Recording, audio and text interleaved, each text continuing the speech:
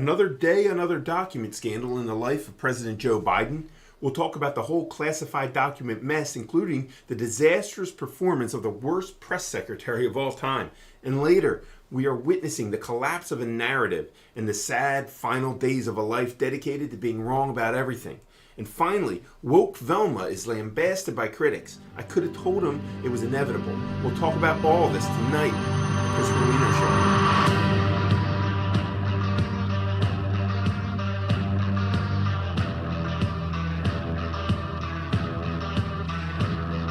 Good evening, folks, and welcome to the Chris Merlino Show. I am Chris Merlino, once again, back with you on Wednesday night from 7 to 9.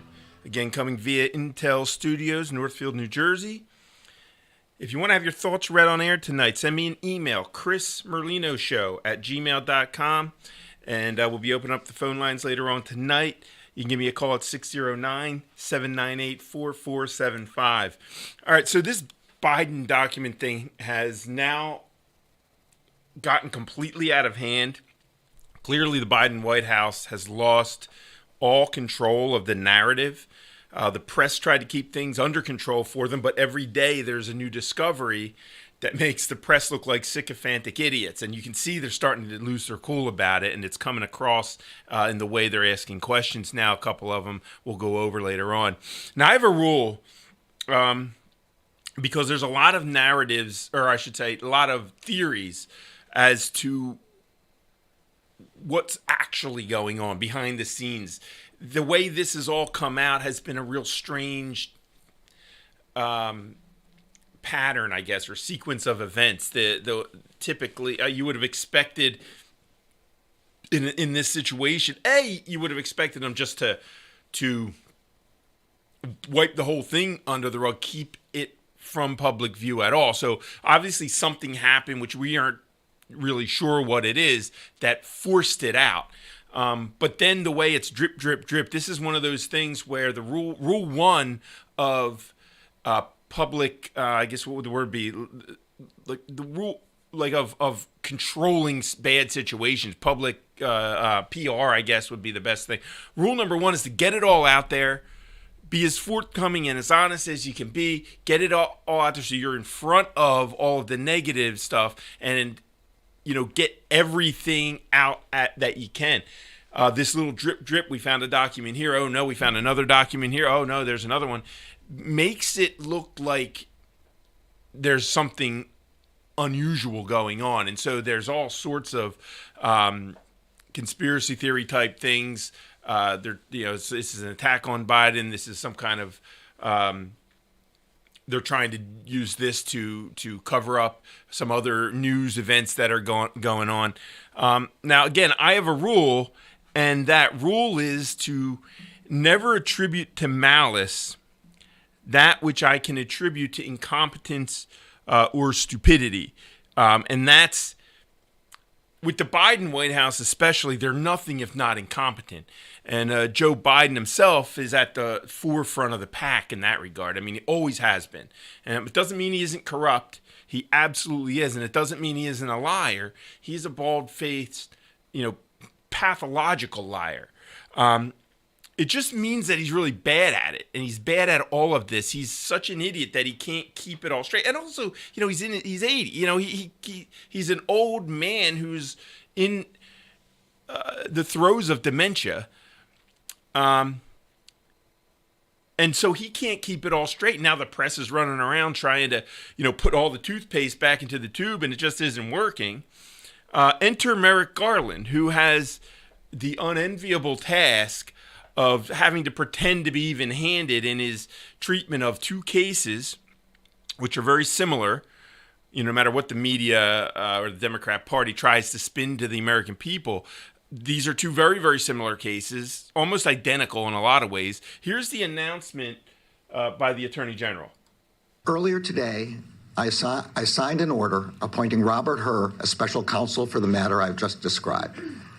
The document authorizes him to investigate whether any person or entity violated the law in connection with this matter. The special counsel will not be subject to the day-to-day supervision of any official of the department, but he must comply with the regulations, procedures, and policies of the department. Mr. Herr has a long and distinguished career as a prosecutor. In 2003, he joined the department's criminal division, where he worked on counterterrorism, corporate fraud, and appellate matters. From 2007 until 2014, Mr. Herr served as an assistant U.S. attorney for the District of Maryland, where he prosecuted matters ranging from violent crime to financial fraud. In 2017, Mr. Herr rejoined the department as the Principal Associate Deputy Attorney General. In 2018, he was nominated and confirmed to serve as a U.S. Attorney for the District of Maryland.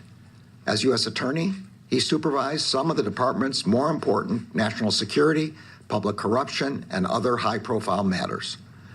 I will ensure that Mr. Herr receives all the resources he needs to conduct his work. As I have said before, I strongly believe that the normal processes of this department can handle all investigations with integrity. But under the regulations, the extraordinary circumstances here require the appointment of a special counsel for this matter. This appointment underscores for the public the department's commitment to both independence and accountability in particularly sensitive matters, and to making decisions indisputably guided only by the facts and the law. I am confident that Mr. Herr will carry out his responsibility in an even-handed and urgent manner and in accordance with the highest traditions of this department. Thank you all. Have you ever spoken to the president about this investigation, sir? If you watch this on YouTube, and I've got to get a way to start doing videos. That's something I'm going to work on. But if you were to watch this on YouTube, you can tell by the pain expression on Merrick Garland's face that he cannot believe he's in this situation.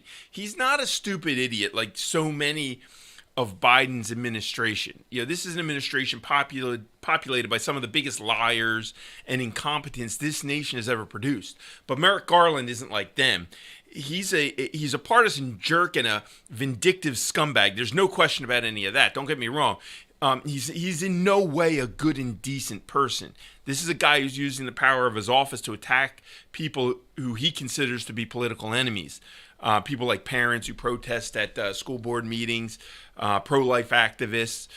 Just to name a couple groups he's targeted. So he's not a nice, decent, patriotic man. He is a jerk, and he's definitely a partisan hack. And he's also very vindictive. And a lot of his anger stems from what the Republicans did to him back in Obama's last year in office. And in 2016, Obama appointed him to the Supreme Court. Rather than bring him up for a vote, Mitch McConnell refused and insisted that they wait until the next Congress got sworn in. They were in an election year, which is Mitch McConnell, say what you want about him, and I have a lot to say about him, has come up big for whatever reason. He's strong on the Supreme Court. He cares about the courts. Everything else, he caves an awful lot to the Democrats and even recently to Biden. But he in this case, he did not give them the seat.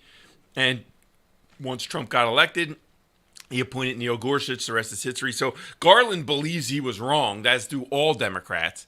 And I can understand that. You could argue that was a cheap shot, that the Republicans played dirty, but it's politics. This is at the highest level. But now he's taking his anger out on American citizens, and that's where Merrick Garland falls off the rails.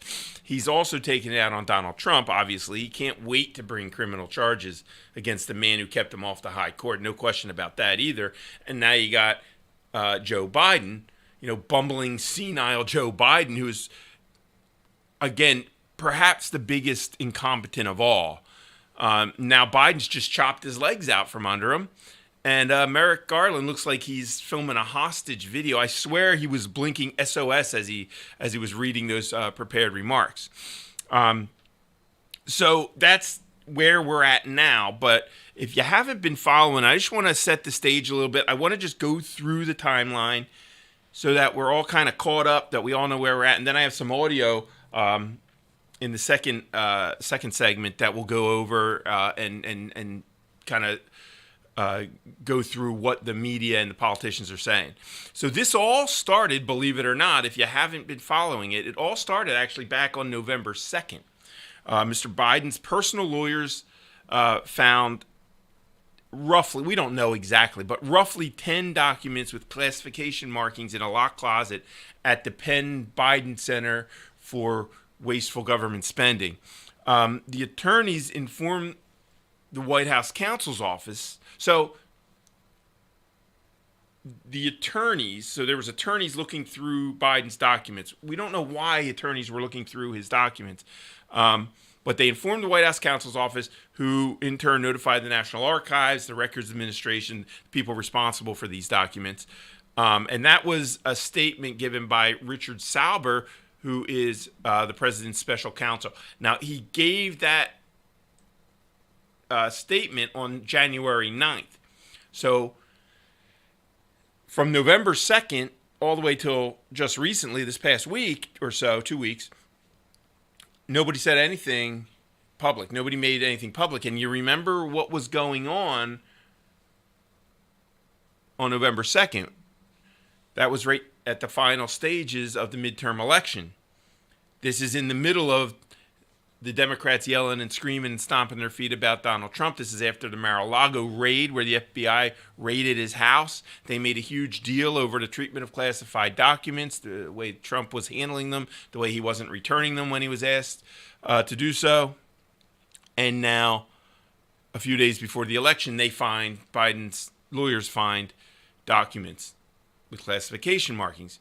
So on November 3rd, the next day, so this is all going on without the American people being aware. This is all done in secret. The archives took possession on the 3rd of November. The archives, on the following day, the Archives Office of Inspector General contacted a prosecutor at the Justice Department to inform the department about the discovered documents. So now, Garland mentioned that during that same announcement of the special counsel, so Garland was aware on November 4th. The archive knew on November 2nd. American people were not told. On November 9th, the FBI initiates an assessment under its standard protocol to understand whether classified information has been mishandled in violation of federal law. Again, this is Merrick Garland, his announcements. So all of these had to do with announcements that were made in the days since the American public was made aware of this. So we knew nothing about any of this while it was actually happening. On November 14th, Garland assigns John Lausch, the U.S. Attorney in Chicago, to conduct an initial investigation to determine whether a special counsel should be appointed. Don't know why he needed somebody to assess. So the FBI initiates an assessment. Garland then assigns a U.S. attorney to conduct an initial investigation to determine. All of this is just a bunch of, in my opinion, just nonsense. I think they were trying to figure out how to avoid this getting out. December 20th, Mr. Biden's personal lawyers tell Lausch that more documents with classification markings were found, now this time in a garage at the president's Wilmington home.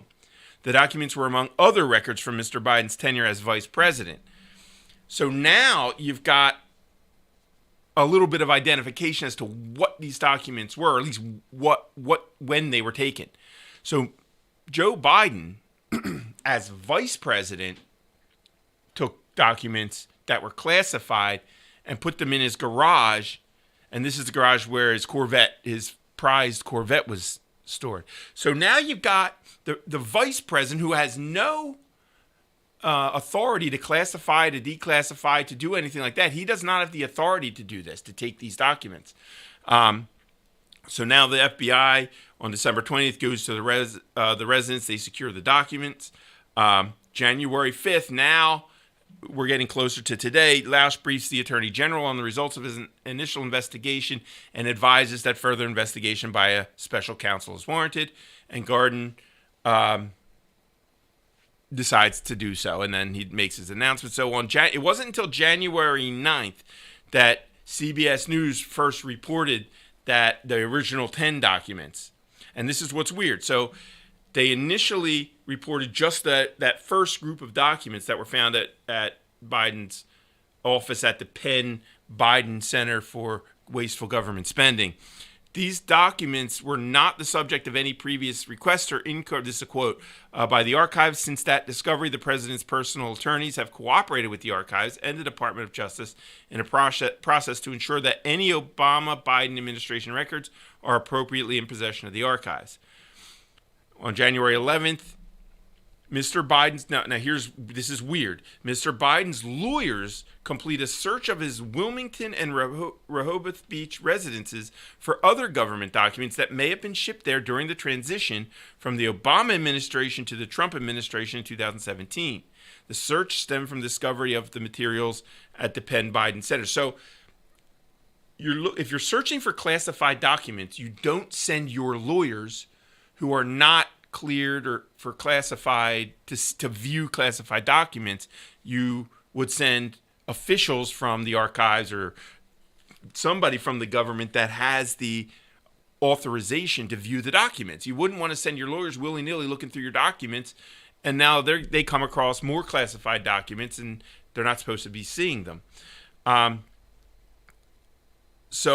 his personal lawyers call out, this is on the January 12th, and notify him that an additional document marked classified was found at the president's home in Wilmington. So 3 locations, different documents. It's astounding.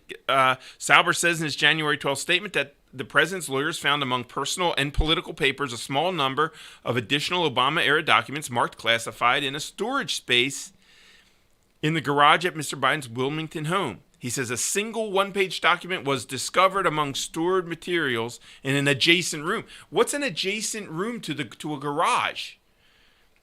And there was no documents found at Rehoboth Beach. So now, just to compare, Donald Trump had classified documents at Mar-a-Lago, which is a fortress, which is crawling with Secret Service and security. But all the documents that Trump had were in a locked room in Mar-a-Lago. Contrast that with Biden, who's got documents at multiple locations. He doesn't even realize that he has them, he claims.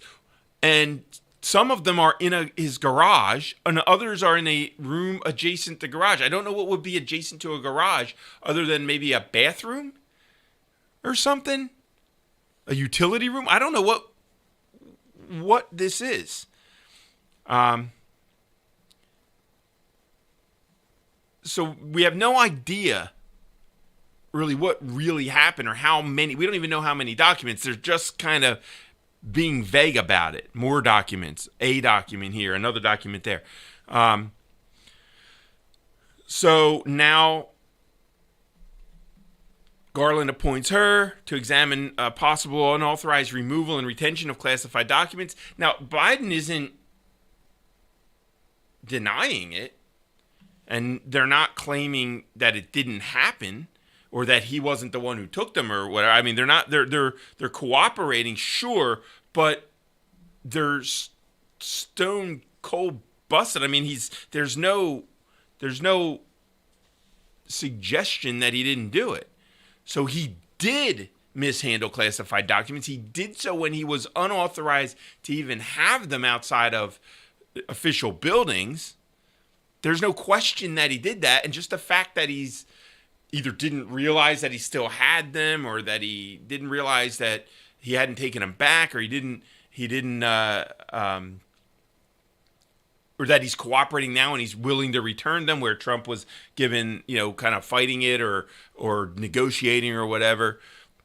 I mean, he did. If this is a crime, Biden committed the crime. Just like if it's a crime to have an unsecured server and you're storing classified emails and documents between you and the president in your home, Hillary Clinton did that. They both committed these clear violations.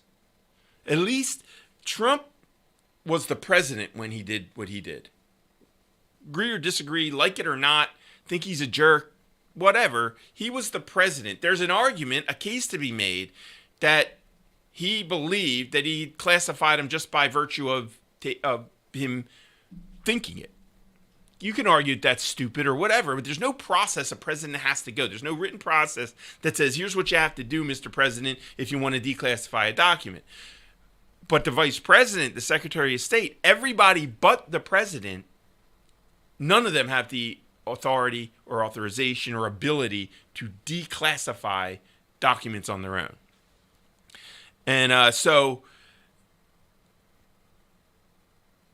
as more and more documents come up, they're spinning. Watching the White House counsel's office attempt to spin the discovery of classified materials is just a dizzying affair.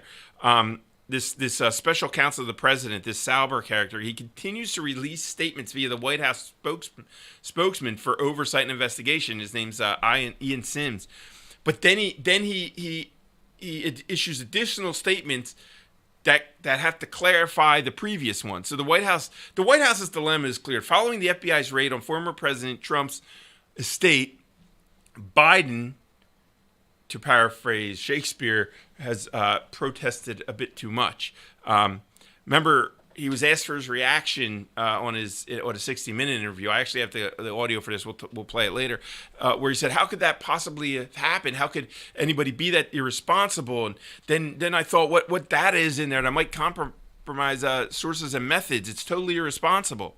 So when the classified documents now were unearthed at Biden, just the initial ones, now they have to ramp up. The PR machine has to ramp up for really what is its biggest spin mission, to date. And so Sam's guy released a statement from Sauber assuring Americans that the White House is cooperating with the National Archives and the Department of Justice regarding the discovery of what appear to be Obama-Biden administration records, including a small number of documents with classified markings. Sauber admitted that the documents were discovered on November 2nd, which was just before the elections, the midterms, and that the discovery was made by Biden's attorneys. And then, quote, "The documents were not the subject of a previous request." We talked about that. And again, Vice President Biden had no authority to declassify anything, which is one thing that makes it different than if you want to parse, split hairs between the two cases. President Trump at least was the president. So one person tweeted, so Biden is cooperating with the archives and the DOJ. Isn't this the exact same point when a Mar-a-Lago raid was ordered? And then they said, "I'll settle for nothing less than Dr. Biden's underwear." So Dr. Biden is Dr. Joe Biden's underwear drawer, and all Biden's grandchildren's personal effects being searched. So this is basically the humiliation tactics the FBI used against the Trumps. And then, you have this compliant media who just launches into overdrive, rushing to explain why the two cases are totally different. But then they find more documents, and then this time they're in Biden's garage, which forces another statement, which reinforces the fact that Biden takes classified information seriously, that Biden takes classified materials and information seriously. And unlike the bad, evil Trump, he's cooperated from the moment we informed the archives that a small number of documents were found. They keep saying small number of documents and that they've cooperated from the moment it was found. Irrelevant. One document's enough, and cooperation's irrelevant because that cooperation has nothing to do with the crime that he committed. So the White House said, "We're confident that a thorough review will show that these documents were inadvertently misplaced and that the president and his lawyers acted promptly upon discovery of this mistake." Well, it doesn't matter. Inadvertently misplaced does not go with we take it seriously. If he took it seriously, he wouldn't inadvertently misplace a classified document, one that he wasn't supposed to have and wasn't authorized to declassify. A second Thursday statement revealed that the president's lawyers have searched the president's Wilmington and Rehoboth Beach, Delaware residency. The lawyers completed that review last night, but that explanation only opens the door to more scrutiny. All right, Biden's lawyers, again, I mentioned this before, don't have the clearance to review classified documents, and allowing them to search for damning evidence against their boss, the president, sparked conversations, or comparisons to Hillary and her, yoga emails. Can't have that. So the White House has to issue another statement to clarify the statement that was previously penned. And now in this version of events, the personal tours didn't so much as glance at anything with the classified marking. So, according to the White House, they stopped and did not review it and suspended any further search in that box, file, or other specific space where the document was found as appropriate, Sauber said, before placing himself at the scene. Because I have a security clearance, I went to Wilmington Thursday evening to facilitate providing the document the president's personal counsel found on Wednesday to the Justice Department. While I was transferring it to the DOJ officials who accompanied me, 5 additional pages with classification markings were discovered among the material with it, for a total of 6 pages. The DOJ officials with me immediately took possession of them. For fans of Monty Python, the statement reads an awful lot like the credits to the Holy Grail. If you've ever watched the Holy Grail, at the end, the credits roll and it says, the directors of the firm hired to continue the credits after the other people had been sacked wish it to be known that they have just been sacked. It's a Keystone Cops. It's a clown show. It's beyond parody. And Twitter isn't buying it. Here's just a few tweets that I pulled. One person tweeted, there are different levels of clearance. Just because one has a clearance doesn't mean they can view or handle all levels of clearance, said one user. Clearly, protocol was abandoned. Ha, remarked another, when you get caught red-handed and have to change your story, it isn't clarifying a previous statement. Another wrote, Democrats and the media literally want to give Biden credits for his attorneys discovering that he repeatedly broke the law. And according to a fourth, time for a raid. So that gets us to basically to the present. Minus, I haven't talked about the media reaction other than in general. And when I get back from the break, that's what I'm going to do. We're going to jump into some of the audio that I have and the way this is being spun and discussed, particularly by left-wing media. Obviously on the right, the Republicans are just sitting there, and if they're smart, this is what they'll do. They'll just sit there and point at the Democrats and be outraged and just be in disbelief that the president could be such a hypocrite and such an idiot and blah, blah, blah, blah, blah. Just kind of repeat everything that the Democrats have said about them. Keep parroting how, yeah, it is different. Trump's situation is different than Biden's in that at least Trump was the president. And Biden actually had documents. It was illegal for him to have them in the first place, and the way he stored them was anywhere near as secure as the way Donald Trump secured it. Now there are some conspiracy theories out there, like this is all done to kind of gum up the works in Congress. Folks, the congressional Republicans are not going to get bogged down in just this. They can walk and chew gum. They are going to launch their committees, launch their investigations. They're going to include this, and just understand that it doesn't really matter because nothing's going to come of any of this. What this really does is it makes it virtually impossible for Merrick Garland to bring charges regarding the documents against Trump. It gets him off of that, and it pushes the special counsel. The pressure now goes to the January 6th charges, which I thought were flimsy at best, sedition and or what do they call it? Insurrection and all of that. I think this really torpedoes anything that any trouble Trump could get into regarding the documents. I don't think that goes anywhere. I think as much as they want to indict Trump, bring those charges and try to put him in jail, or at the very least get him to where he can't run for president again. I think what'll happen is these special counsels will run their course.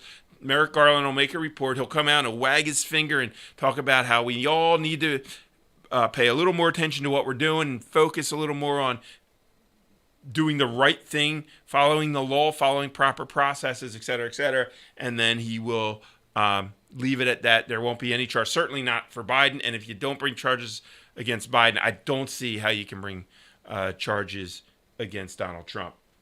So we're going to take a quick break, and we'll be back and continue in just a minute.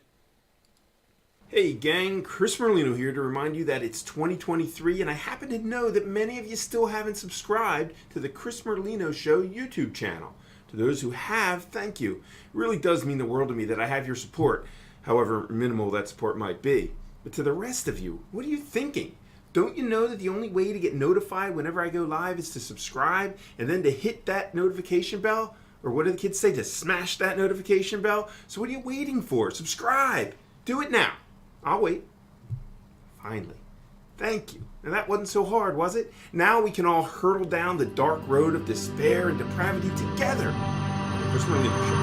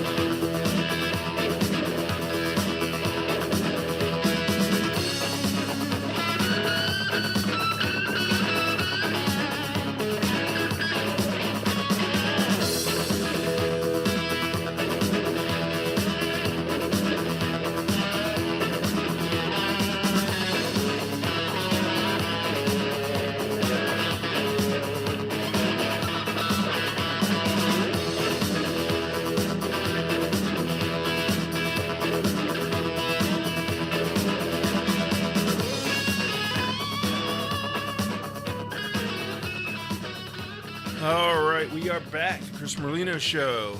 Once again, I am Chris Merlino.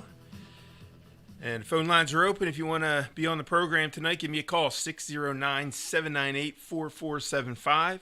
If you would like to have your thoughts read on air, you can shoot me an email at chrismerlinoshow@gmail.com. So we're back with the Biden emails, Biden document scandal. And so we talked about the announcement by Merrick Garland, the response, what kind of the timeline and the response of what the administration did, mostly behind the wall where American people couldn't see.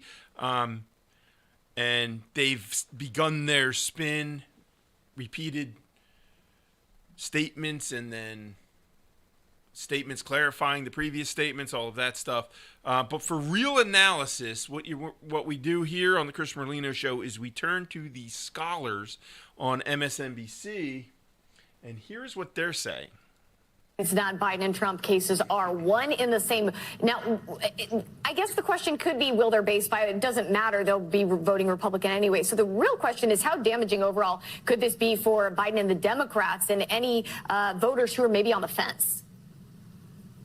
Oh, I don't see any damage for Biden and the Democrats. I do, however, see a continuing problem for the non-base Republican voter who looks at this Republican Party, who talked for the last 2 years about what they would do when given the reins of power in American government, like the Republican majority in Congress now has, to actually do things to try and fix certain situations that they think needed remedied, whether it be around the economy, whether it be around gas prices, any of these elements. And yet they're engaged in the weaponization of the rule of law against political opponents. I think it's a fiasco for them. And I think, again, any American voter who is a non-MAGA base voter will see this for what it is.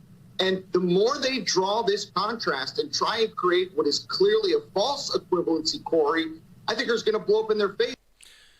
What is he actually talking about? How does any of what he said relate to Joe Biden storing classified documents at various offices and homes and garages in far less secure locations than Donald Trump, and doing so, and he was not the president, not in any position to declassify anything, and now clearly not in any cognitive shape to handle any classified documents at all? How does any of that relate in any way to Republicans?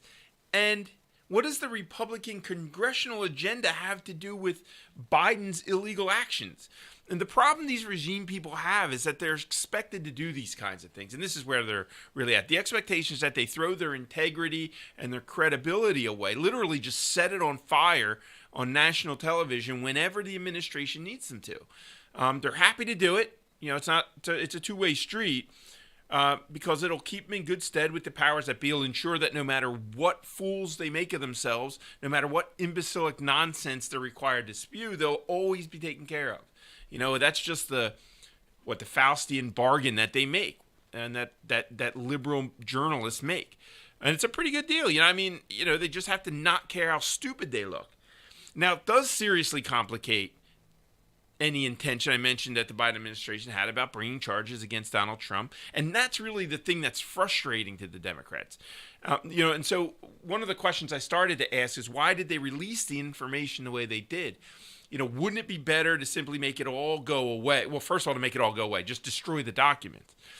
So surely the White House, I would think they could have kept it quiet. But somehow, you know, supposing they didn't want to take the risk of appearing to cover it up, you know, maybe why release? But even let's say you're going to release it. Why do it piecemeal like that? You know, I've been racking my brain, you know, just trying to understand the logic. Now, there is one conspiracy theory that may go. Again, I don't subscribe to any of these things. One thing I've heard of is that they are setting this up as a way to kind of chop the legs out of Joe Biden if they can't talk him out of running for re-election. I think they know he intends to run. He's already said he does. He feels emboldened by the failure Republicans of the Republicans to kind of capitalize on his bad approval numbers and disastrous economy and all that, foreign policy and all. So he's thinking he can win, especially if the Republicans nominate Trump. That would be his what he wants, is to go up against Trump again. Thinks he can beat him. And if the Democrats want him to step aside, now they've got a couple. First, they got to convince him. But not only him, but his wife, Dr. Joe Biden, who, in my opinion, is as toxic a spouse as I've ever seen, with the possible exception of Meghan Markle. And she is, you can see that Joe Biden loves being the first lady. He loves that proximity to power. It has to. I can imagine it's intoxicating. I can't. I guess I can't even imagine. What I can't understand, what I've never been able to understand about her is what kind of wife would allow her husband to be humiliated like this in his old age and in his, vulnerable state. So she's not going to be any help getting him to bow out. They're going to have to damage him politically to make him, toxic to the voters and to make it impossible for him to run. And if he and Jill insist on running, then at least it makes having a primary race more palatable to voters, because that's not usually something you want to do when a president's running for re-election. But they can understand the need for ousting the president if kind of like a Nixon situation, if the president becomes impossible to vote for.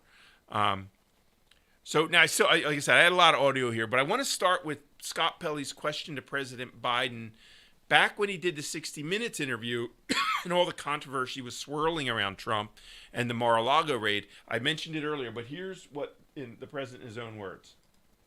And you saw the photograph of the top secret documents laid out on the floor at Mar-a-Lago. What did you think to yourself, looking at that image? How that could possibly happen, how anyone could be that irresponsible. And I thought, what data was in there that may compromise sources and methods? By that I mean names of people who helped, or et cetera. And it's just totally irresponsible. It's almost comical what a cartoon character Joe Biden is. I mean, he always has been. The media likes to present him as this folksy grandpa type sometimes, which he is certainly not. As a grandpa, he's as much a disgrace as his son, Hunter. He's as much a disgrace as a grandfather as Hunter is a father. Just a side note, Hunter Biden is currently in the process of trying to get a judge to block his daughter from taking the Biden last name. This is his daughter, conceived out of wedlock with, I believe, a former stripper. As basically the result of one of Hunter's degenerate, coke-filled, sexcapades where he's partying and on drugs all the time. But now there's this little girl who's the product of that, and her father rejects her, and just as bad or worse, her grandfather, the president of the United States, also refuses to acknowledge her existence. In fact, and Joe Biden always puts up stockings in the White House. He puts up stockings, one for each of his grandchildren, but he does not do so for this one. So this folksy grandfather thing just doesn't fly with me. I think he's, if anything, he's a disgrace as a grandfather. But the media doesn't really call him out for his blatant hypocrisy now that this has all come out. On the one hand, the left is pissed at him for being so careless and stupid. They know this is bad, but all they can do is go out and carry the water because it's just who they are. And who better to carry Joe Biden's water than Joy Behar, who thinks Joe Biden is an honest man, while I mean Trump is a liar and a thief. And here's the cackling hens on The View. Byron needs to calm down a little bit because there are some perhaps differences here. The optics are not necessarily the best. So is it good news for anything that makes us talk about him is good news for him? Not really. I think that what you just said is right, that there are differences in what happened. Yes, but the optics are not good. Well, we all know that Trump is a liar and a thief. We know that. So it's not that big a jump to say that he obstructed and he lied. We don't think that Biden is a liar and a thief, so we give him the benefit of the doubt. That's partly what's going on. Yeah, it is exactly what's going on. It's not even that they believe that or they don't believe that Biden is a liar, and if they know he's a liar and a corrupt politician, it's just okay with them if that they have two standards. The evidence doesn't matter. That these two cases are basically the same, or if anything, favor Trump over Biden. That doesn't matter either. And I mean, Joe Biden has classified documents stashed all over creation, including his garage. Trump has his documents stashed in virtually a fortress, in a locked door, or behind a locked door, and Trump is the bad guy, the worst guy in this whole thing.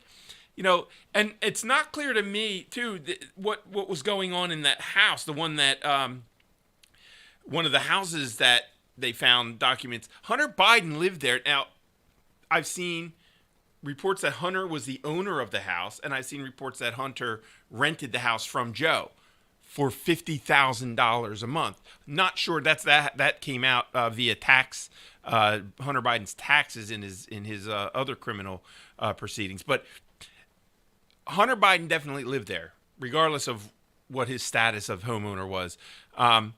He has no clearance to view classified documents. He's been connected to foreign governments, including Ukraine and China. He's credibly accused of selling access to his father to these nations' governments. So calling Trump a liar while suggesting Joe Biden is not a liar is unbelievably ridiculous. And Joe Biden is without a great deal of doubt. He could very well be the biggest liar and possibly the most corrupt politician ever served, certainly as president, at least in modern times. The guy's a pathologic. He just can't help himself. Joe Biden lies when the truth will do. So don't tell me that he's trustworthy and honest and not corrupt. It's just willful ignorance. Now, Peter Doocy, though, he's been great throughout these first 2 years, but he's been great lately asking the Biden White House questions, most of which Karine Jean-Pierre has no answer for. He's asking, what is the White House hiding? Thank you, Karine. Another one on GarageGate. What is the White House trying to hide? Nothing. Someone gave the president a statement to read on Tuesday that was incomplete at best, misleading at worst. Who? So I have read out the president's statement. I have read it out yesterday and what he said. He said that he respects or he takes classified information and documents very seriously. That's what he said. Who cares what he said? She is horrendous at her job. I don't know what they think she's accomplishing out there, but at least Peppermint Patty was good at spin, good at lying. Jen Psaki was at least prepared. This woman is up there fumbling through notes. She's got like things all over the podium, the lectern. She knows these questions are coming. They know the questions are coming. Does she really think this is good enough? I've read what the president said and what we heard what he said. The problem is what he said hasn't matched up to what we see.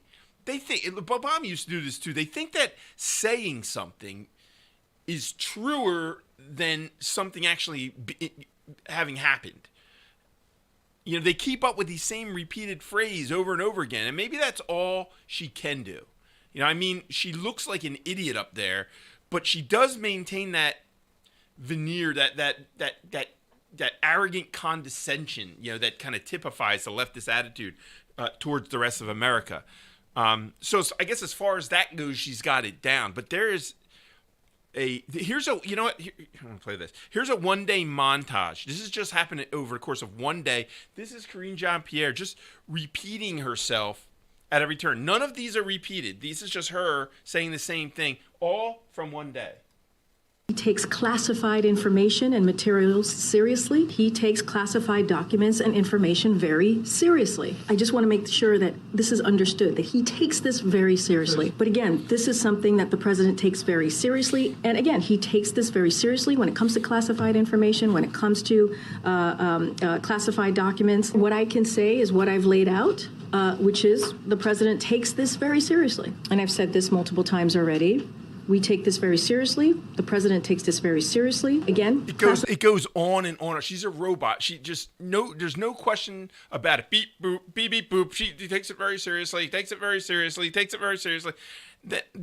It's infuriating to listen to. I can't imagine having to be a reporter and having her repeat that over and over again. And then talk about taking all this seriously. A reporter asked about the garage, where Biden had suggested in a previous statement that since his garage was locked and his Corvette was in there, that the documents were secure.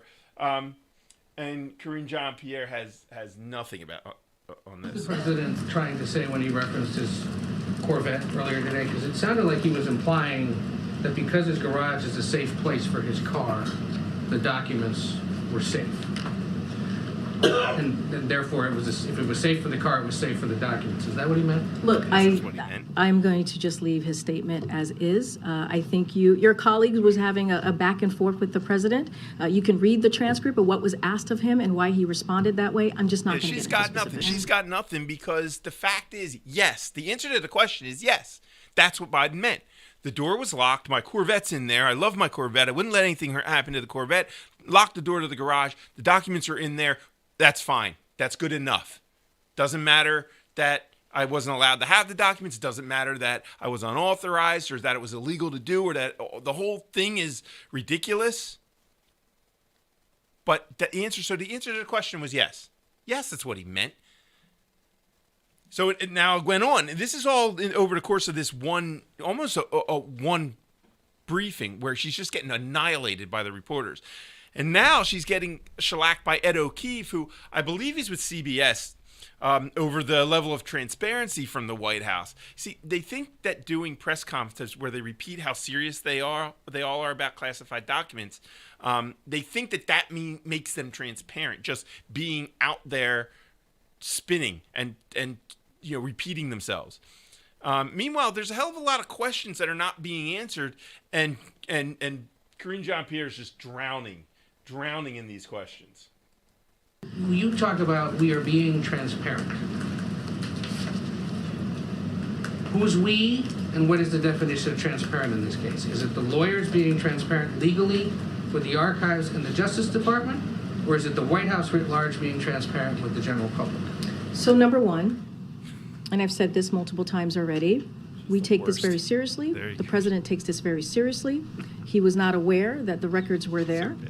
He does not know what is in the documents. Again, classified information, classified documents, he takes very seriously. When they were discovered, and this is the right thing to do, right? His lawyers reached out immediately to the archivists. They reached out to the Department of Justice to let them know that the papers or the documents assisted. The archivist or the Justice Department? Because the Attorney General this morning said that the attorneys reached out to the archives. It was only later in December when the second batch was apparently found, then they were reaching out to the Justice Department. I will leave it to what the Department of Justice is laying out. What we are saying that we reached out to the archivists, we reached out to the Department of Justice. That is what is the right thing to do in this case. Who cares? And not and so I can finish here.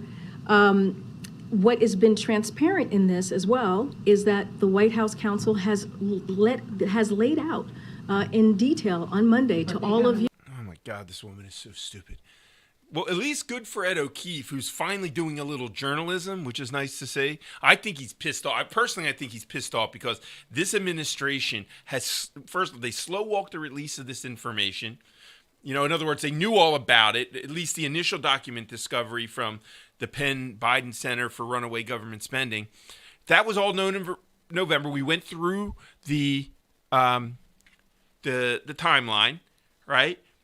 But they didn't inform the press. The American people don't know about it. And they're just kind of caught day in and day out having to cover a new spin, a new story, and a new development.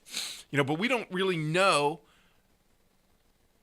And the press, as they're finding this out piecemeal, just like we are, they don't know what happened and when from the day, from the day of the initial timeline. It's just all kind of spilling out randomly. It's weird.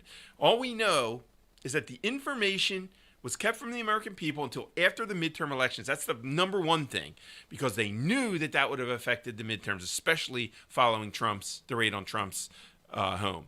And now they've discovered multiple documents in multiple locations, and they're not being absolutely transparent about it. And when you have to ask the White House spokesperson what they mean by transparency, that takes us back to like Bill Clinton when he was out there defining or asking what the definition of is.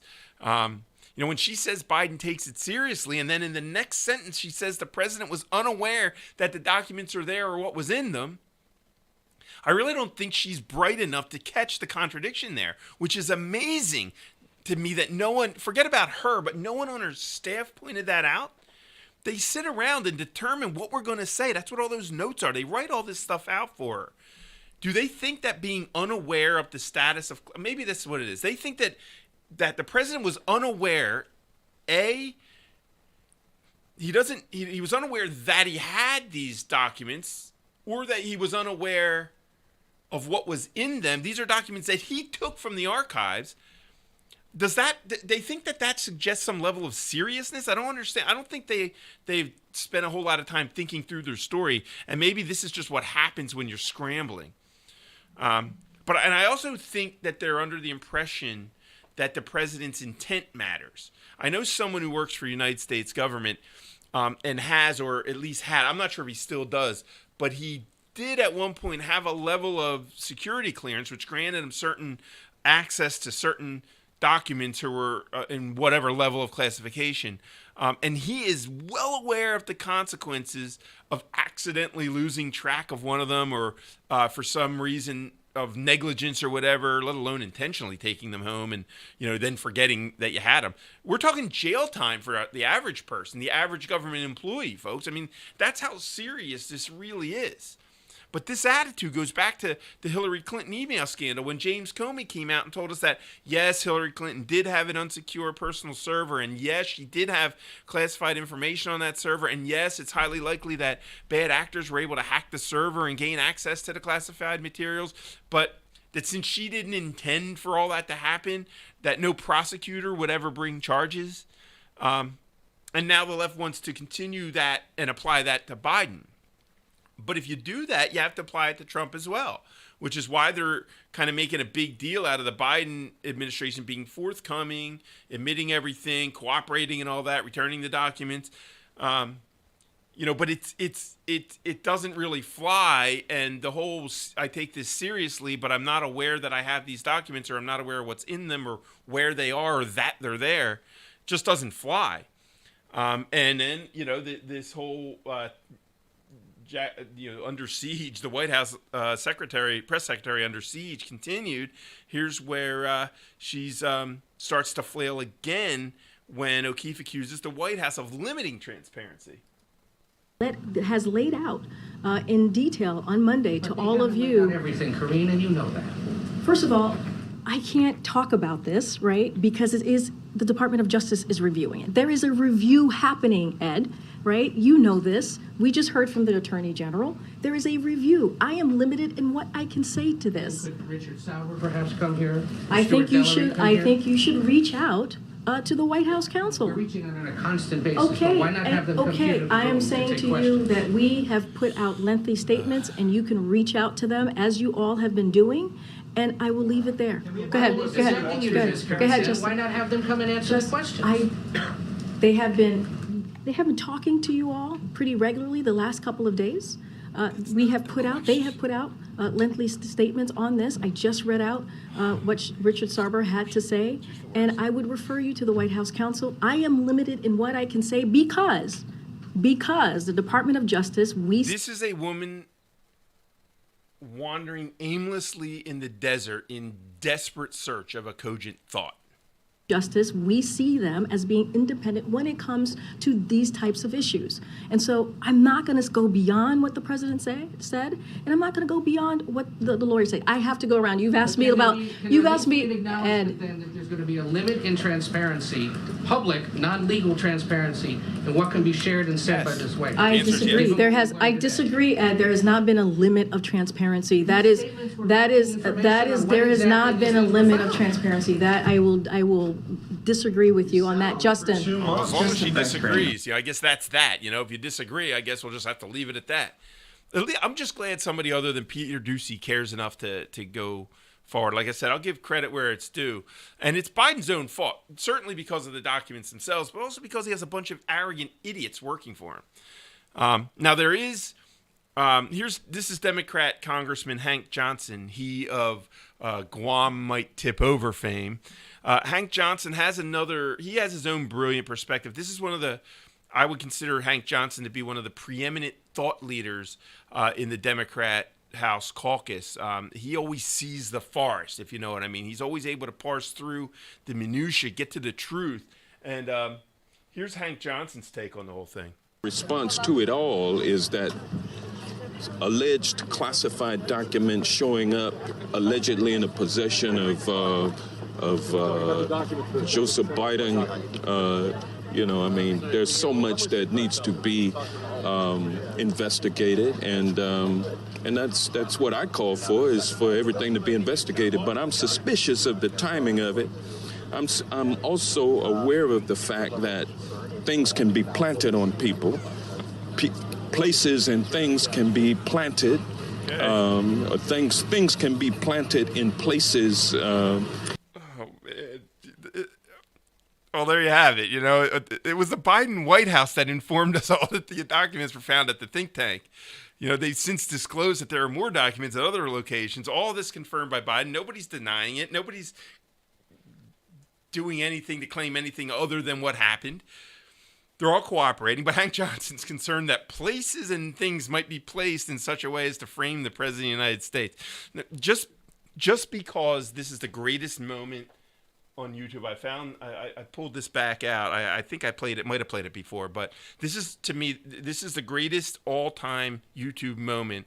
I'm not being hyperbolic here, and this has nothing to do with anything we're talking about, but just for fun, here's Hank Johnson. Being Hank Johnson, he's questioning a military officer about the island of Guam.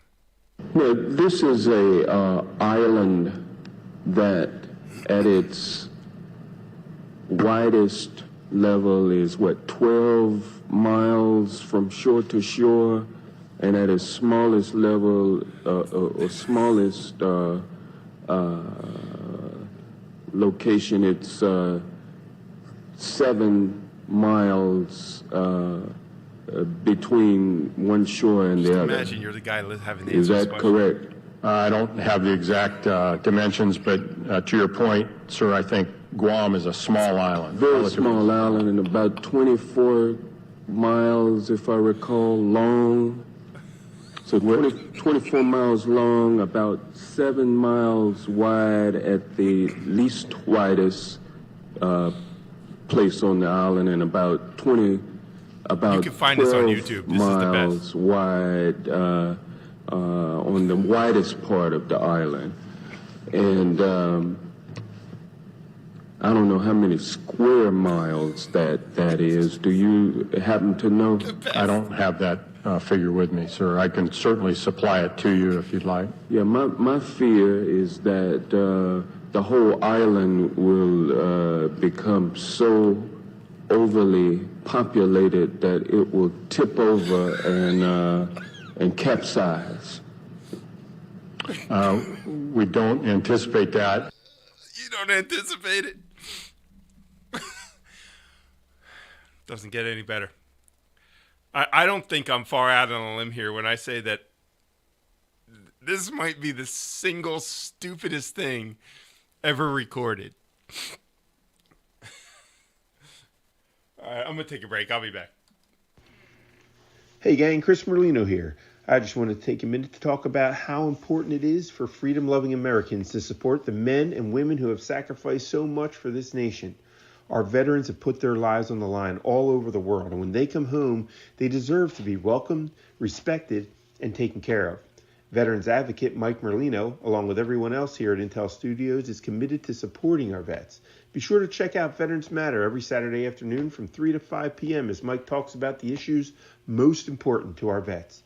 Be sure to hit the subscribe button and the notification bell to support the show and to keep yourself updated whenever Mike goes live. Thanks, and we look forward to seeing you on Saturday for the Veterans Matter live stream with Mike Merlino.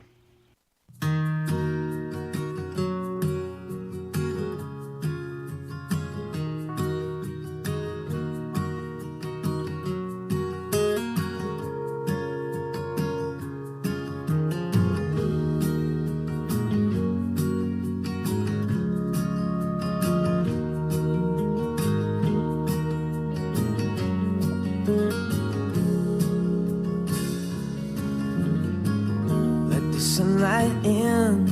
You might never get this chance again. So take a deep breath and hold it in. And you should take a picture, 'cause you might never see me again. I said take a deep breath and hold it in. 'Cause you're not in love, well, there's no way you possibly could. You shouldn't even like this, you just like the way it looks. If this is the end, then what's done is done. And I won't have to keep hurting anyone. So let the wind take its course over everything. You have no control when it's out of your hands. And you should take a minute for it all to settle in. I said take a deep breath and hold it in. 'Cause you're not in love, well, there's no way you possibly could. You shouldn't even like this, you just like the way it looks. If this is the end, then what's done is done. And I won't have to keep hurting anyone. Let the sunlight in. You better get as much as you can. 'Cause it might never feel the same again. And take the wind, let it blow away everything. I said take a deep breath and hold it in. 'Cause you're not in love, well, there's no way you possibly could. You shouldn't even like this, you just like the way it looks. If this is the end, then what's done is done. And I won't have to keep hurting anyone.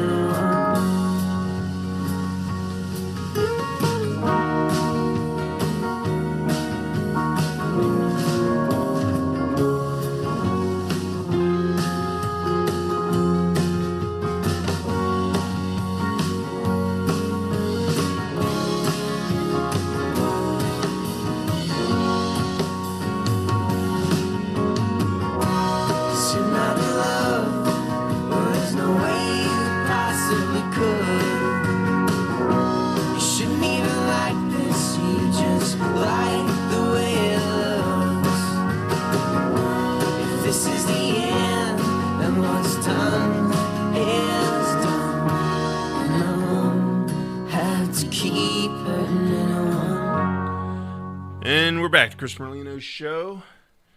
I'm Chris Merlino.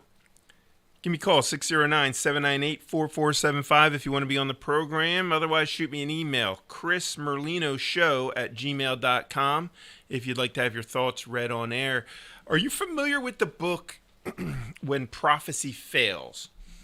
And if you're not, it came out in the 50s. The basic premise of the book was this. In the 1950s, a group of three psychologists and social scientists decided to infiltrate like a doomsday group, a cult, whatever you want to call it. They were interested in how the group members would cope once the day of, well, in this case, it was supposed to be, I believe, a catastrophic flood that was going to kill everybody, kind of like Noah's flood.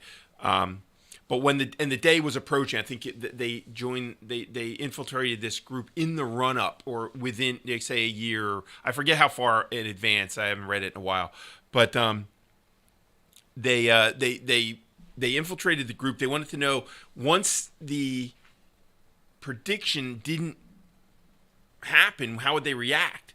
What would they do? What would the members do? And what they found was that the more invested in the belief, the more likely the believer would be to double down, to dig their heels in, even after they're faced with the incontrovertible reality that it didn't happen and it wasn't going to happen. So here's how they put it in the book, When Prophecy Failed. This is a quote from the book. "We've all experienced the futility of trying to change a strong conviction, especially if the convinced person has some investment in his belief. We're familiar with the variety of ingenious defenses with which people protect their convictions, managing to keep them unscathed through the most devastating attacks. But human resourcefulness goes beyond simply protecting a belief. Suppose an individual believes something with a whole heart. Suppose further a commitment to this belief. Suppose irrevocable actions have been taken because of it. Finally, suppose evidence, unequivocal and undeniable evidence that the belief is wrong. What will happen? The individual will frequently emerge not only unshaken, but even more convinced of the truth of such beliefs than ever before. Indeed, he or she may even show a new fervor about convincing and converting others to this belief." Now, I want to play a clip for you.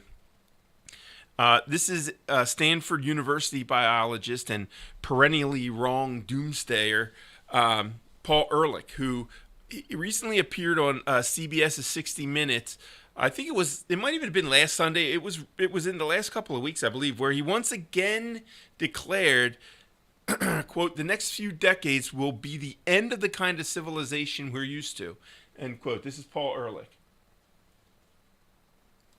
You seem to be saying that humanity is not sustainable. No, humanity is not sustainable. To maintain our lifestyle, yours and mine, basically, for the entire planet, you'd need 5 more Earths. Not clear where they're going to come from. Just in terms of the resources that would be required. Resources that would be required, the systems that support our lives, which of course are the biodiversity that we're wiping out.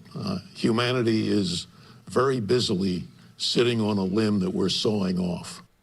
Now, I want you to stay with me here, because what we're witnessing is the collapse of a narrative and the unequivocal waste this man has made of his life. He's literally in the literal sense, not the way the word is used today, which has basically made it a meaningless term. But what I mean to say is Paul Ehrlich has literally been wrong about every single prediction he has ever made. And he's in his 90, or he's 90. I think he's 90. He's been making crazy and ridiculous environmental and population type predictions, all doomsday, since the 60s. So 5 or 6 decades of crazy lunacy and incompetence. And it seems he's going to go to his grave believing things that have been categorically debunked. That quote is what I'm, from the book When Prophecy Failed, is what I want you to kind of focus on that, compare that to people like Paul Ehrlich. He's in the latter stages of his life. He's, in his last years, and he is going to his grave just fervent in his beliefs. Ehrlich made himself famous back in 1968. He had a best-selling book called The Population Bomb. And in that he predicted, quote, "The battle to feed all of humanity is over. In the 1970s, the world will undergo famines. Hundreds of millions of people are going to starve to death in spite of any crash programs embarked upon now. At this late date, nothing can prevent a substantial increase in the world death rate." Now, instead of rising, as Ehrlich predicted, the global crude death per 1,000 people has fallen from 12.5 in 1968 to 7 in 2019. It did tick up 1 to 8 during the pandemic year in 2020. But it's almost half, 40% of what it was when he made the prediction. So everything's going in the opposite direction. Now, at least CBS correspondent Scott Pelley acknowledged the alarm, quote, "The alarm Ehrlich sounded in 68 warned that overpopulation would trigger widespread famine. He was wrong about that. The Green Revolution fed the world," and that's true. It literally, and here's that word again, it literally fed the world. But even with that, then Pelley goes on to credulously report that Ehrlich's, assertion that the world's undergoing what they call a mass extinction because of the humanity's rising population and consumption. Now, paleontologists have supposedly identified 5 previous mass extinction events during the past 450 million years. Again, you're being forced to buy into the science's old Earth theory, but let's just go with it. And in these events, something like 3/4 of species on the planet disappeared due to events like a supervolcano, asteroid strikes, stuff like that. I'm not going to get into all that, though. You notice that those events, if you read about them, are all triggered by, they're all centered around a catastrophe, some kind of catastrophic incident that perpetuated extinction events. So there's not been one of those to trigger this mass extinction event we're in now. Just human beings, I guess, existing and driving cars is enough. Now, if you read The Population Bomb, the first sentence sets that tone, where he says the battle to feed all humanity is over. That was published at a time when there was a lot of social conflict, a lot of upheaval, and people were easily panicked by this kind of talk. He's using words like unless humanity cuts down its numbers soon, we're all going to face mass starvation on a dying planet. They've been saying that ever since. Now he's 90. A few years ago, he said the book's main contribution was to make population control acceptable as a topic to debate. Remember, I mentioned population control before, and this book contributed to it. The book did far more than that. Gave a huge jolt to the environmental movement, certainly, and it fueled an anti-population growth crusade, which led to human rights abuses all around the world. China's one-child policy is a big example, certainly the most egregious example. Though the left in the West certainly glommed onto that idea that people are harmful to the planet, which led certain attitudes towards children, specifically children in the room. I mentioned the Jaff memo before, I guess in an earlier episode, and you can see the influence of Paul Ehrlich's doomsday ideas within much of the left's current philosophy. Remember, these people, if nothing else, they're virulently anti-human. They give humanity no credit for its ability to adapt and to improve processes and things like that. Technology's changed the course of humanity many times, and it will continue to do so. There was once a time we couldn't save meat for more than a few days. Then someone figured out that if you put a block of ice into a box, you could stash your meats in there for a little longer.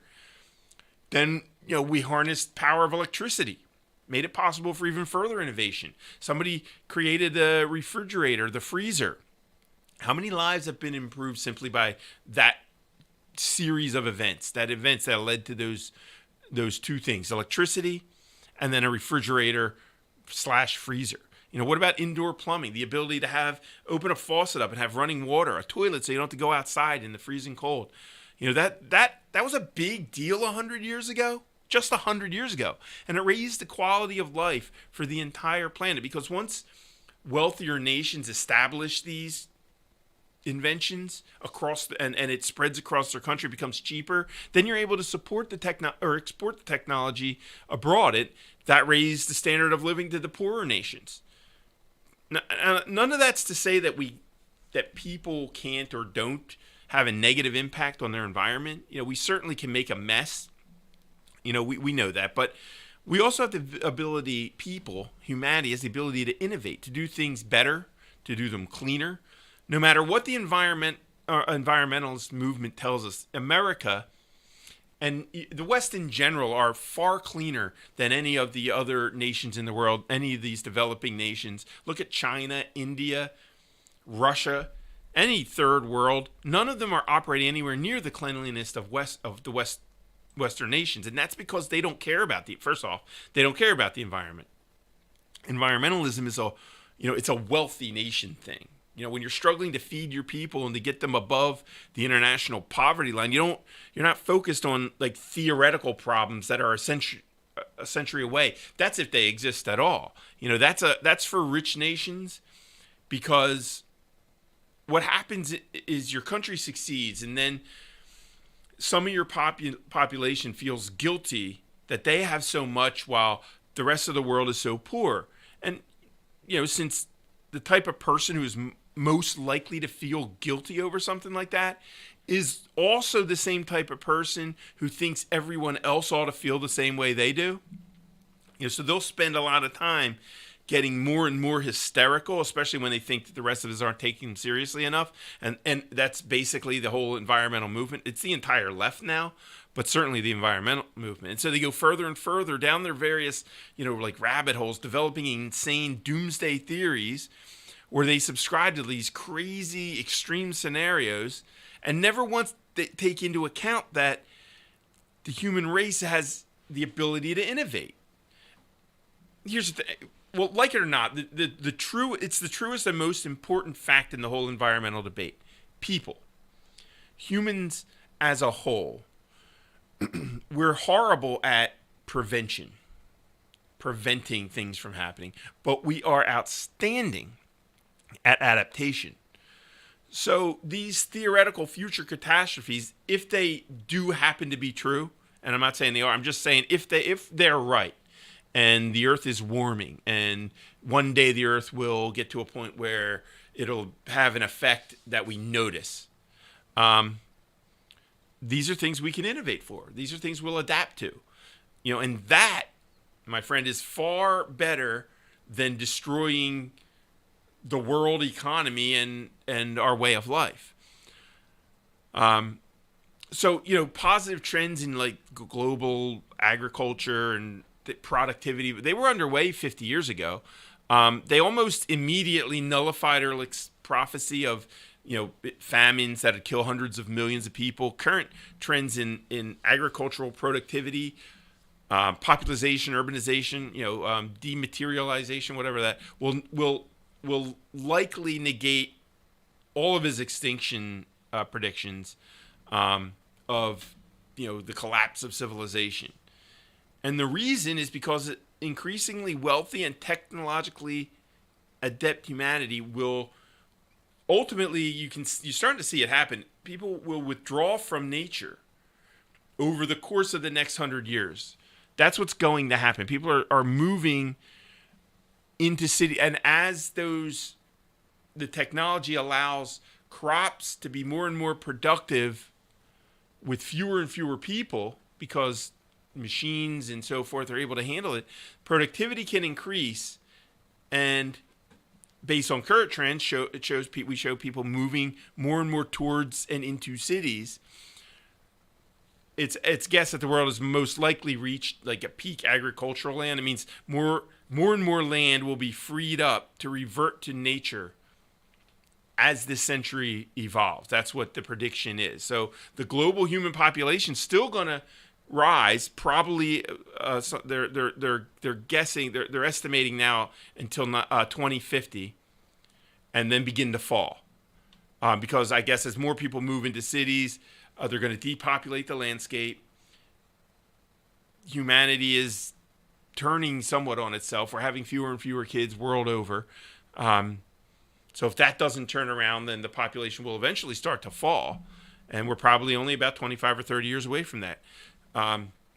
Currently, some 56% of humanity live in cities, and that number is projected to increase to 68% by 2050 and then 85% by 2100.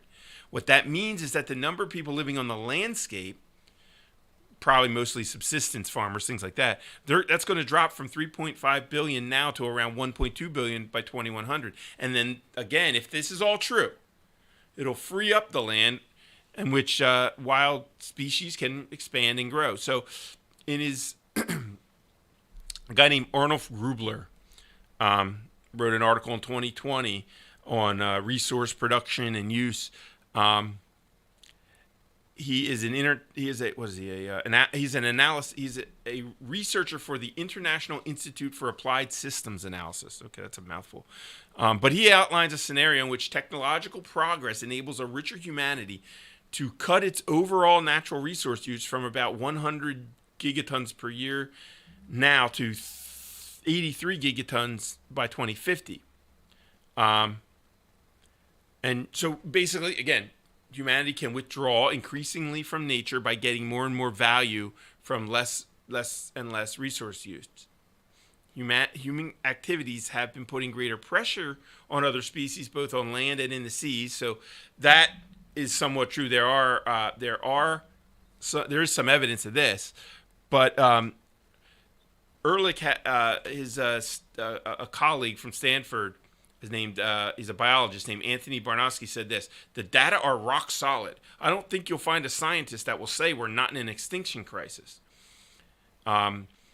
It means you look out your window and 3/4 of what you think ought to be there is no longer there. That's what mass extinction looked like. So so basically they're setting this scene that this is all going on and we can't see it happening. That we're losing vast numbers of species, vast amounts of things that are needed for the ecosystem and so forth, that you can't see it, and that one day it'll be too late to do anything about it. That's basically the gist of it.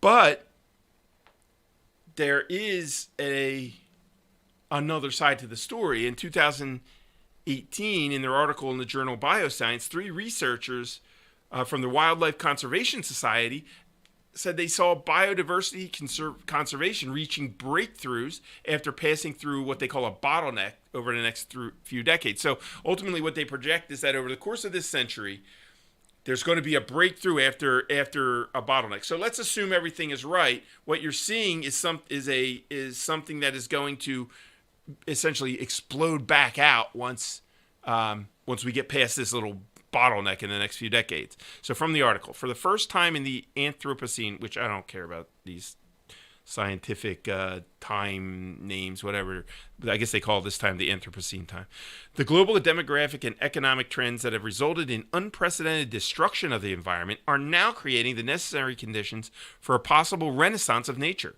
Drawing reasonable inferences from current patterns, we can predict that 100 years from now, the Earth could be inhabited by between 6 and 8 billion people, with very few remaining in extreme poverty, most living in towns and cities, and nearly all participating in a technology-driven, interconnected market economy. Building on the scholarship of others in demography, economics, sociology, and conservation biology, we articulate a theory of social environmental change that describes the simultaneous and interacting effects of urban lifestyles on fertility, poverty alleviation, and ideation. By recognizing the shifting dynamics of these macro drivers, conservation practice has the potential to transform itself from a discipline managing declines, bottleneck, to transformative movement of recovery, breakthrough. So you got 60 Minutes and CBS in general, in reality, they should be ashamed of themselves for promoting this ridiculous nonsense that Ehrlich is constantly has been putting out for so long. Now, I tell you all that to get to this. Ehrlich's tweet in response to the criticism was this: 60 Minutes extinction story has brought the usual right wing out in force. If I'm always wrong, so is science, since my work is always peer-reviewed, including the population bomb, and I've gotten virtually every scientific honor. Sure, I've made some mistakes, but no basic ones. And I just want to consider the level of arrogance that this statement reveals. And it brings to mind another so-called scientist who claimed to represent scientists. Remember, Dr. Fauci told us that he was the science, and if you question him, you're really questioning the science. It's the same narcissistic arrogance at play, and it's the same failed group, the same attitude when their predictions and all of their claims prove false. They still hunker down. Go back to the initial quote from When Prophecy Fails. The higher the level of buy-in, meaning the higher level of commitment the believer has to his whatever it is he believes, even when that is proven demonstrably wrong, they still come out of it with the ability, somehow the human mind has the ability to continue and be even more fervent in the belief. And the environmental movement, but what I try to do on the show, and maybe I was a little clumsy about it just now, is that this is the mindset, this is the condition that permeates the left. Constant predictions of doom, constant predictions of disaster and catastrophe, all proven wrong, and they still believe it. They still insist that you need to be vaccinated against COVID. They still insist that cloth masks have protect you against airborne viruses. And these people really believe that they're smarter than the average person. And I'm going to take a break, but I want to just leave you with this quote. I always go back to William F. Buckley's quote that I'd rather be governed by the first 100 random names from the phone book than by the faculty at Harvard. Remember that. Think of that quote, and I'll be back. Hey folks, it's your beloved host, Chris Merlino, here to ask you if you remembered to click on the subscribe button and the notifications bell. The more subscribers we have, the better I'll feel about sitting here complaining for 2 hours every week instead of sitting home, sipping bourbon and watching Hulu. And if you click the notifications bell, you'll be alerted every time I go live to complain about how far we've fallen as a culture and how I wonder if there's any hope at all. And whether you join us live or catch the show later, don't forget to leave us a comment so we know you exist. And if your comment is sufficiently intelligent, we might even read it live on the air because, well, someone has to say something smart around here. Anyway, thanks for checking out the Chris Merlino Show.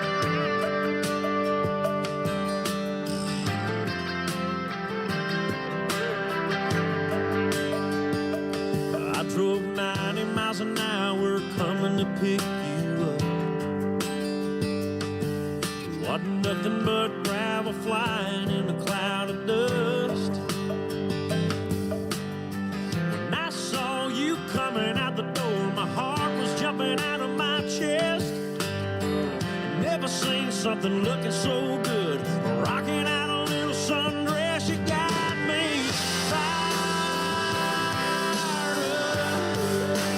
hotter than the hood of this truck. Fired up, it feels just like a lightning struck right here in this seat beside me. Girl, you got my temperature rising. Oh, look just what your kiss has done.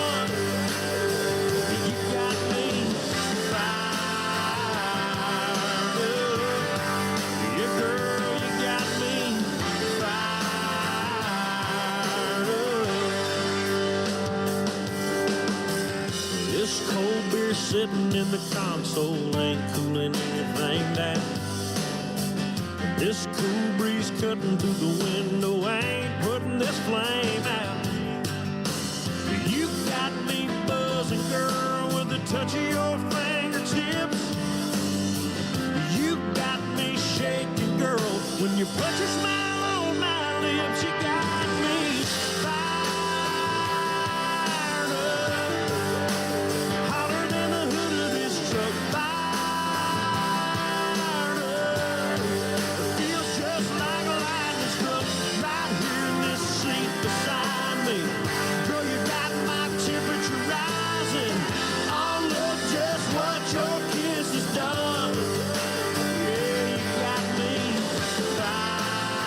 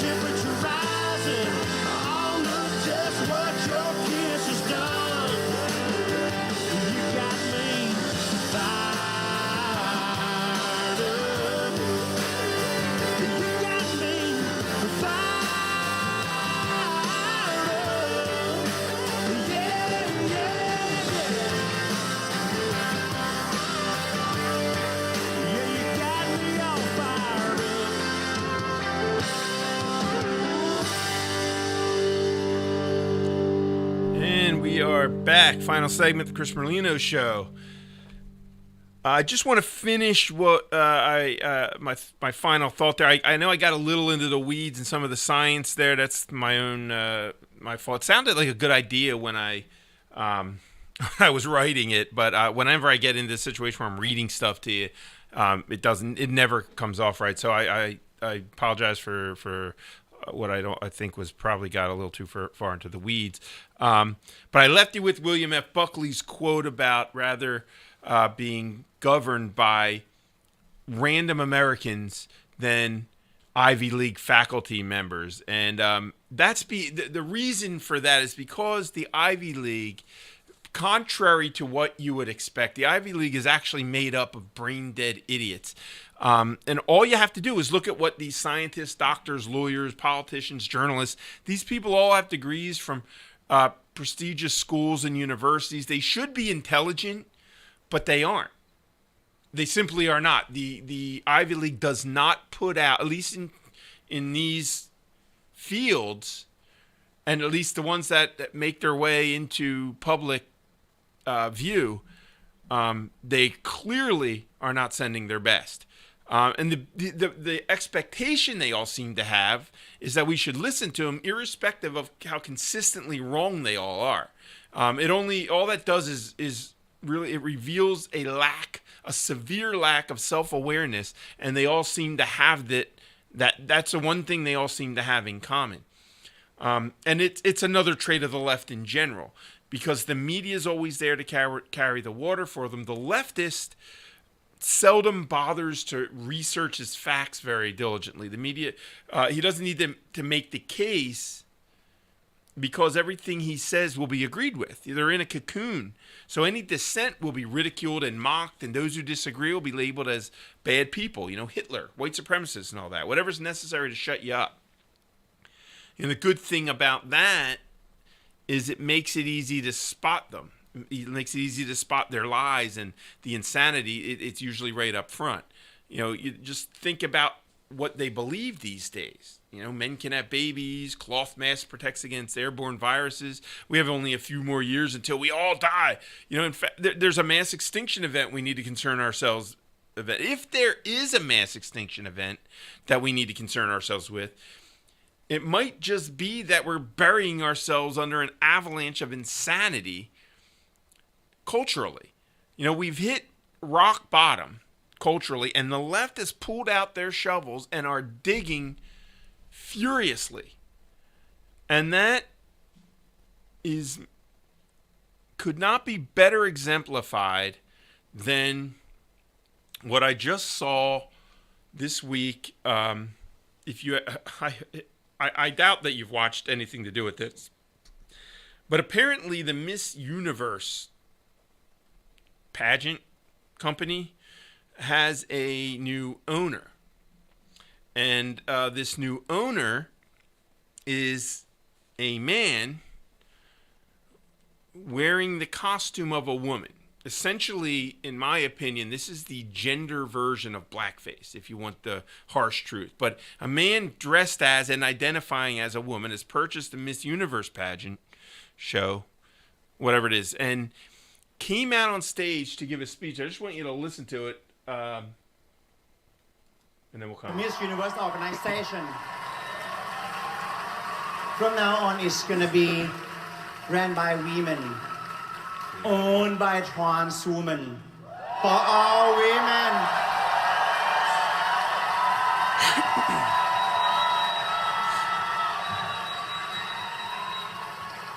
For all women really around the world to celebrate the power of feminism. For all women! What in the world? Oh, man. So, it's funny. We talk about the patriarchy, and the reality is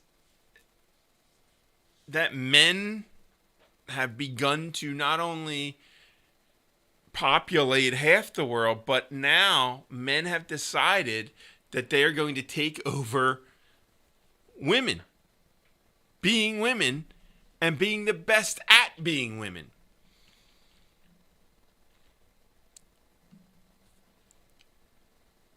It's obviously upside down. We know that.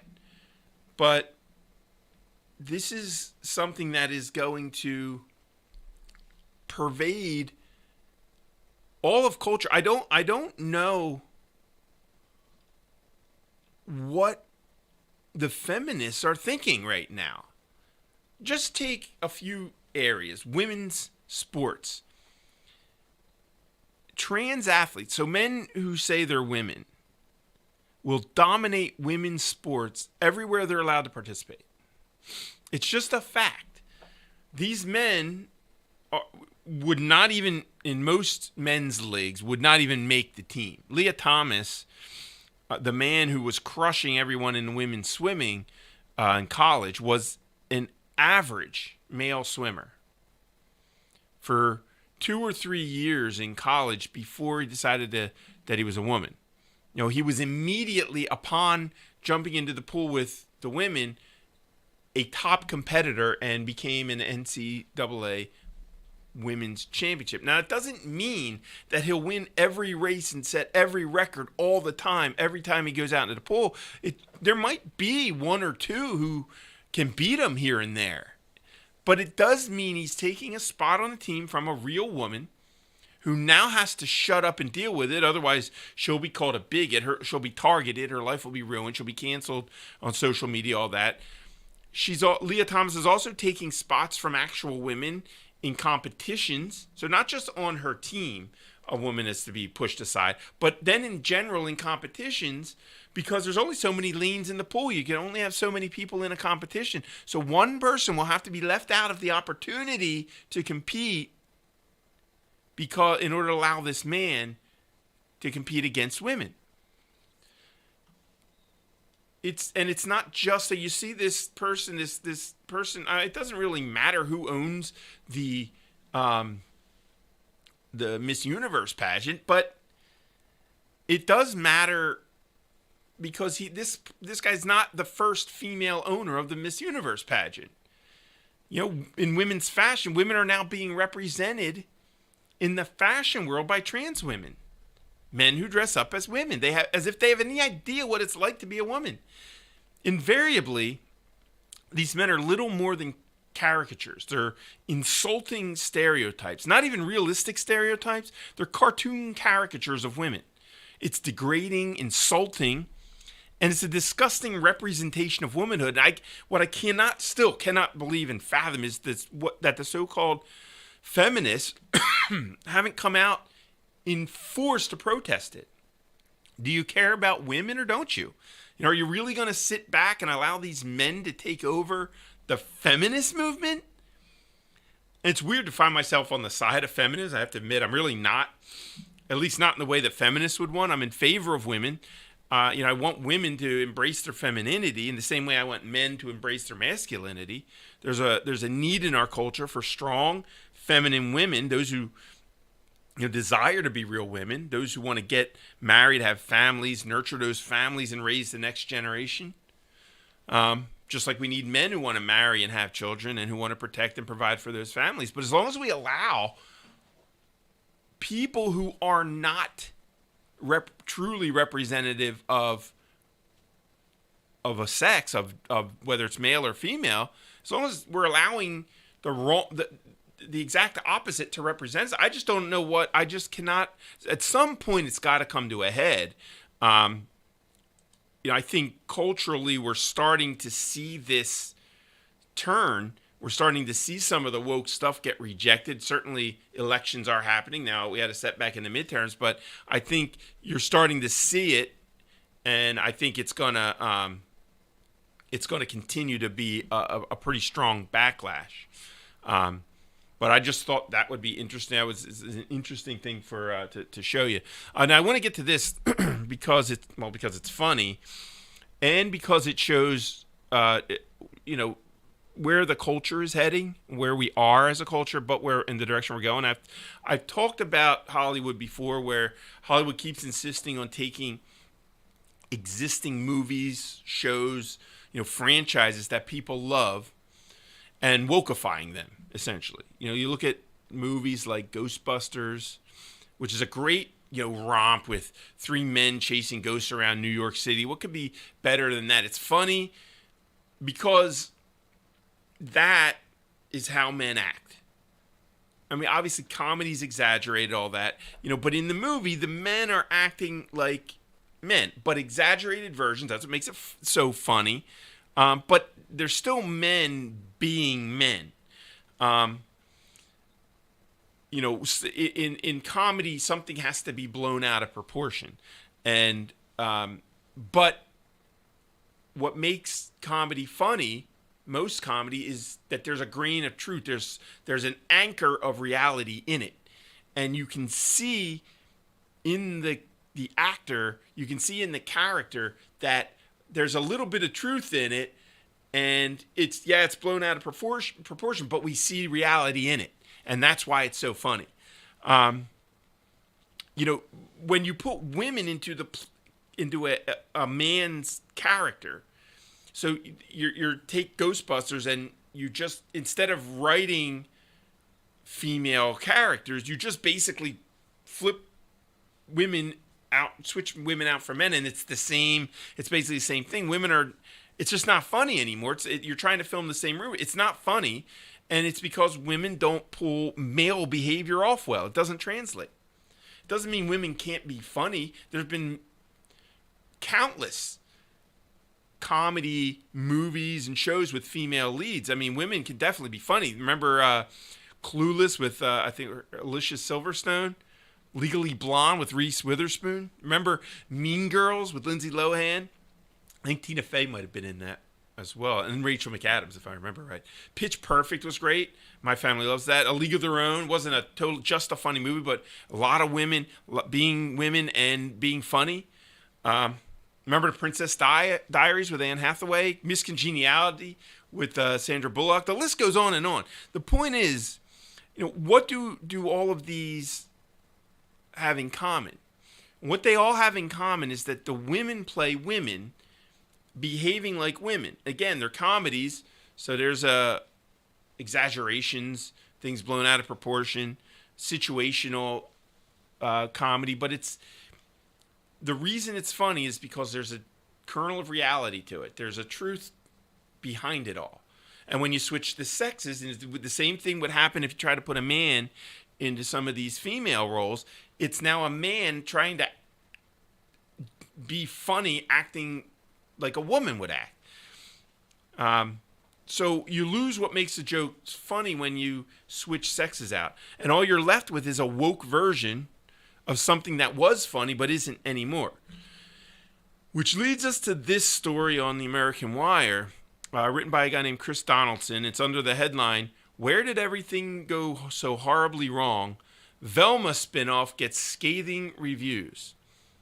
So quoting from the piece, "The latest woke reboot of an iconic classic cartoon character is being savaged by critics who are appalled over the spin-off featuring a character from the beloved kids series Scooby Doo about the canine sleuth and his teenage pals, giving HBO Max's Velma a resounding 2 thumbs down for its, quote, pointless nudity and, quote, gratuitous violence and gore. While the prequel doesn't feature Scooby..." What? The prequel? There's Scooby's not in it? Scooby's not in I guess Scooby's not in Velma. Okay. Well, I guess the obvious question is, what's the point of a Scooby Doo spinoff without Scooby Doo? He's the only what? This is crazy. I wish I'd have read this a little bit closer. He's the only attraction in the cartoon. Without Scooby, Shaggy's not funny, and the rest of them are useless. But all right. Well, so obviously, so the point isn't the story. It's obviously making Scooby Doo, the Scooby Doo franchise woke. So it's about leading with wokeness. I've talked about this before. So let me get back to the piece. Quote: It does swap the races of 3 of the main characters, with the chubby, bespectacled title character, so Velma, getting an overhaul as a darker complexion Indian, Daphne depicted as Asian, and Shaggy's now black, with only Freddy remaining of the 4 characters who were all originally white. But it's the show's graphic content that is definitely not suitable for younger audiences that has drawn the ire of fans. So the fans aren't even mad about the wokeness, it's about the graphic content. In the series, which further explores the titular character's lesbianism, so Vanessa, we're talking about a cartoon character. This is a Scooby Doo spin-off. But just like comic book superheroes, the left just, they won't leave anything alone. In the series, which further explores the titular character's lesbianism, long speculated about by the left. What in the world? Think about that for a second. Think about the kind of person who watches a children's cartoon, which ran, by the way, originally ran from 1969 to 1976. What kind of person watches that and speculates about the sexual orientation of one of the cartoon characters? What kind of sick pervert would you have to be to concern yourself with the sexuality of a cartoon character? Anyway, quote, there's sex, violence, and gore aplenty, with one reviewer, the Rap's Gwen Inhat, saying that it's, quote, sounded like a great idea to lean into the long speculation about Velma's sexuality, but expressing dismay over the adult content that is already proving to be a big turnoff to audiences. Now, just for reference, I looked up Gwen Inhat, and I'll save you the trouble of Googling her. She looks pretty much like what you'd expect. That's all I'm going to say. You have to wonder, Gwen Inhat asks, in the development of Velma, where did everything go so horribly wrong? Inhat complained that the, quote, pointless nudity and gratuitous violence and gore, with the first episode beginning with the brutal murder of a high school girl who then has her brain cut out of her oozing corpse. The show, which just premiered this week, is already being dragged on Rotten Tomatoes, where it currently has a 53% critics rating, along with a dismal 7% audience score, with one reviewer asking, there's no Scooby Doo, what's the point of this? Exactly. Another person wrote, yikes, sexualizing kids, bad writing, and worse jokes. This is all bad. Absolute dog writer, another wrote, absolute dog water. Just when I thought it couldn't get any worse than the She-Hulk. Exactly. I'm starting to lose faith in comedy as a whole after watching this. Another wrote, I actually gave this show the benefit of the doubt. As I was watching, it dawned on me. The only creativity left in these Hollywood types is to change the race of some of the protagonists and add in some seriously unfunny, childish humor, another reviewer said. I have no idea if this person is on the left or not, this last reviewer, but if enough of these ridiculous woke adaptations come out, maybe some leftists will protest. You know, if it starts, when it touches the things you grew up with and loved as a kid, then that's where you may start to see a little pushback. Remember, leftists are vindictive as hell. It pisses off the right. If they can piss the right off, they love it. But what they don't understand is that these movements that pipe up on the left, they always end up eating their own. In other words, they always end up coming around. Eventually, the right will just start to ignore them, and we won't watch the movies. We're already doing that. We don't watch the movies. Nobody on the right is watching this stupid show. So what's going to happen? But there are people on the left that like Scooby Doo. You think that only right wingers like it, and the people on the left, they'll give you a break if the story is good. But the story sucks, and that's what the problem is. They're just throwing violence and nudity and gore and profanity, and then changing everybody's race and talking about one of their sexuality. It's just there's no story there. There's nothing to watch.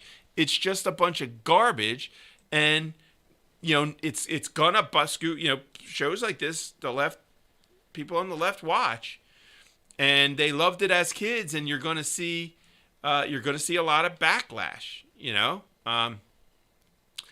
You know, and then this next reviewer basically says that, hey, let's take people's childhood and fill it with violence, profanities, drugs, and sexual references, and they'll love it. You know, so this is, you know, obviously this reviewer expressed disgust with the perversion of a childhood favorite of generations of Americans. Yeah, I mean, I wasn't even born yet when it started. I watched it all through my childhood.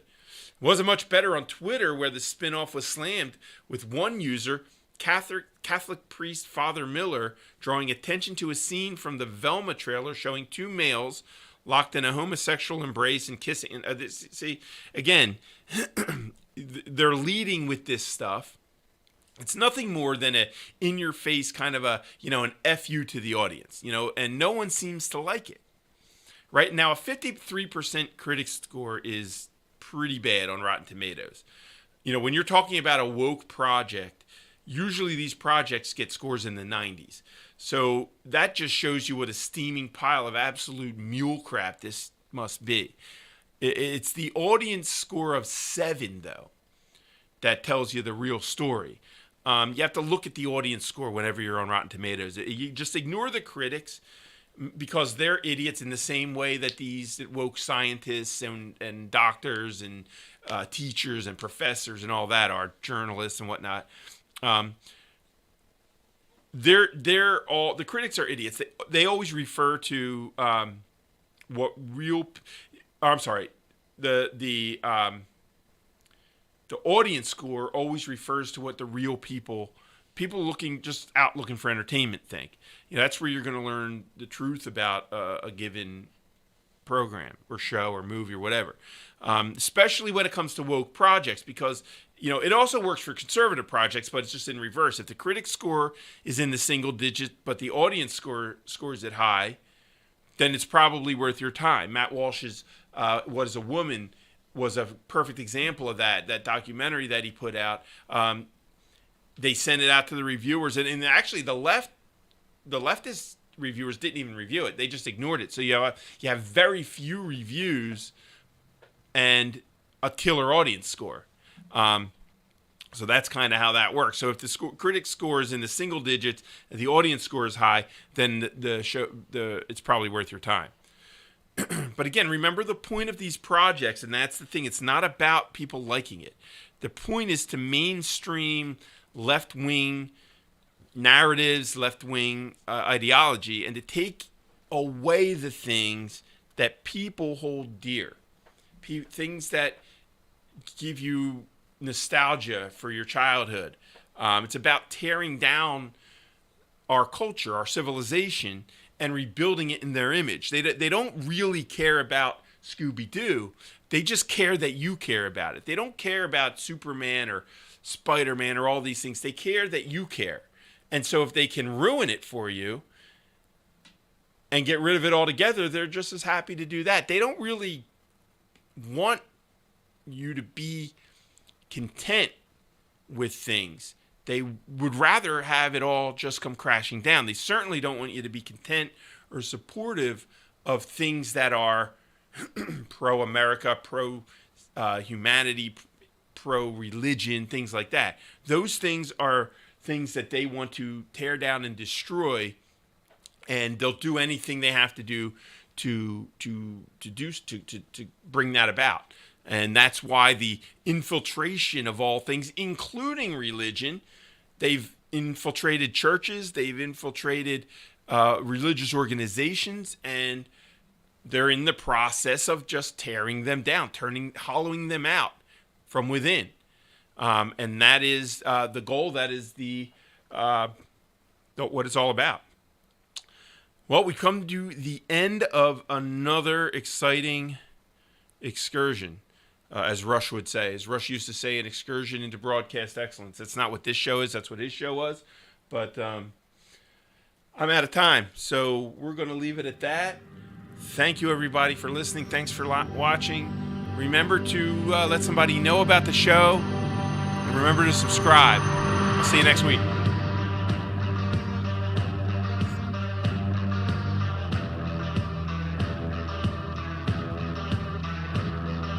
Pull the trigger, ride the bullet, cut the code, wrap around your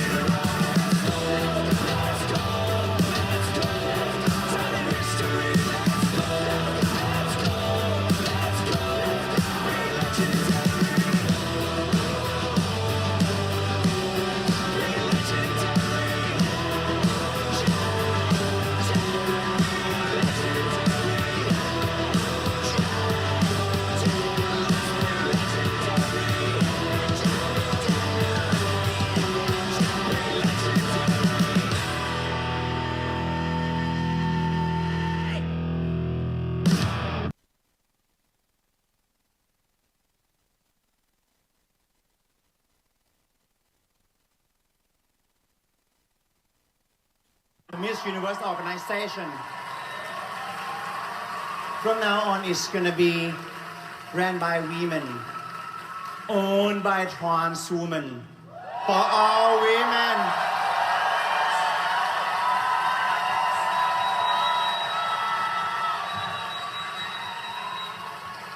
For all women really around the world to celebrate the power of feminism.